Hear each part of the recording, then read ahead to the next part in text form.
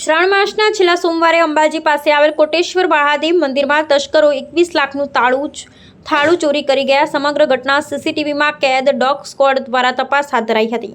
હાલમાં શ્રાવણ માસ ચાલી રહ્યો છે અને શ્રાવણ માસના છેલ્લા સોમવારે શક્તિપીઠ અંબાજીથી 7 કિલોમીટર દૂર કોટેશ્વર મહાદેવ મંદિર આવેલ છે. આ મંદિરમાં 4 ઓગસ્ટના રોજ જોધપુરના ફક્ત દિનેશભાઈ ગોસ્વામી દ્વારા 18 કિલો વજનનું શુદ્ધ ચાંદીનું થાળ 21 લાખ રૂપિયાની કિંમતનું ભેટ સ્વરૂપે આપવામાં આવ્યું હતું, જેની પ્રાણ પ્રતિષ્ઠા પણ કરવામાં આવી. આજે 15 દિવસ બાદ કોટેશ્વર મહાદેવ મંદિરમાં રાત્રે આવેલા 3 તસ્કરો શુદ્ધ ચાંદીનું થાળું ચોરી કરી ભાગી રહ્યા હતા. અંબાજી મંદિર ટ્રસ્ટના અધિકારીઓને પોલીસ અધિકારીઓ ઘટના સ્થળે દોડી આવ્યા અને સીસીટીવી અને ડોગ સ્ક્વોડની મદદ લીધી હતી. અંબાજી પોલીસે તપાસ શરૂ કરી છે. પાલનપુરથી ડોગ સ્ક્વોડની ટીમ ડોગ સાથે સર્ચ ઓપરેશન હાથ ધરાયું હતું. ડોગ સ્ક્વોડ દ્વારા કોટેશ્વર મહાદેવ મંદિરમાં ડોગ દ્વારા અલગ અલગ જગ્યાએ ચોરોને શોધવા માટે તપાસ કરવામાં આવી અને મંદિરથી જંગલ તરફ જવાનો રસ્તા ઉપર ડોગ દ્વારા સર્ચ કરવામાં આવ્યું હતું. હજી સુધી ચોરોની કોઈ પણ જાણકારી મળી નથી. સીસીટીવી ફૂટેજમાં રાત્રે 12:10 પર કોટેશ્વર મહાદેવ મંદિરમાં 3 ચોરો પ્રવેશ કરતા જોવા મળી રહ્યા છે. અંબાજી પોલીસ સ્ટેશન વિસ્તારમાં જે કોટેશ્વર ગામ આવેલું છે, ત્યાં થોડો જંગલ વિસ્તાર છે. ત્યાં આવેલું જે મંદિર છે કોટેશ્વર મંદિર, થોડું ઊંચાઈ ઉપર આવેલું છે. એમાં મંદિરમાં રાત્રિના 12 વાગ્યાના સમયે અહીંયા અજાણ્યા ઇસમોએ જે કોટેશ્વર દાદાની જે લિંગ હતી એના ઉપર જે ચાંદીનું થાળું હતું એ થાળું કાઢીને લઈ ગયા છે.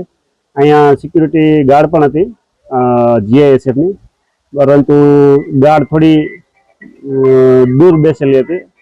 સીસીટીવી કેમેરામાં અજાણ્યા શખ્સો આવી જાય છે. તાત્કાલિક અમે પણ નાઇટમાં હતા, અમને જાણ થઈ જેવી તરત અમે અહીંયા પહોંચી ગયેલા હતા.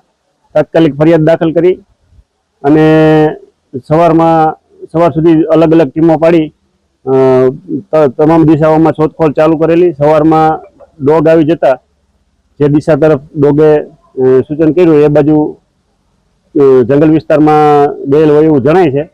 અને ટેકનિકલ મદદથી અને ફિંગરપ્રિન્ટ FSL તમામ મદદથી આ ચોરી ડિટેક્ટ કરવા માટે અંબાજી પોલીસ પૂરેપૂરી મહેનત કરી રહી છે.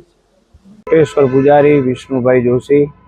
કોટેશ્વર ખાતે મહાદેવને એક ભક્ત દ્વારા ચાંદીનું થાળું અર્પણ કરવામાં આપ્યું છે. આજની રાતે 12:35 મને GISF ગાર્ડશ્રીનો ફોન આવેલો કે એની ચોરી થઈ ગયેલી. તો અમે નિરીક્ષક શ્રીને જાણ કરી અને ક્લાર્કશ્રીને મેં જાણ કરી અને રાતે અમે ત્યાં ગયા. PI સાહેબ પણ ત્યાં આવ્યા હતા અને બધી ઘટનાને અમે પણ સહકાર સાથે આની અત્યારે તપાસ ચાલુ છે.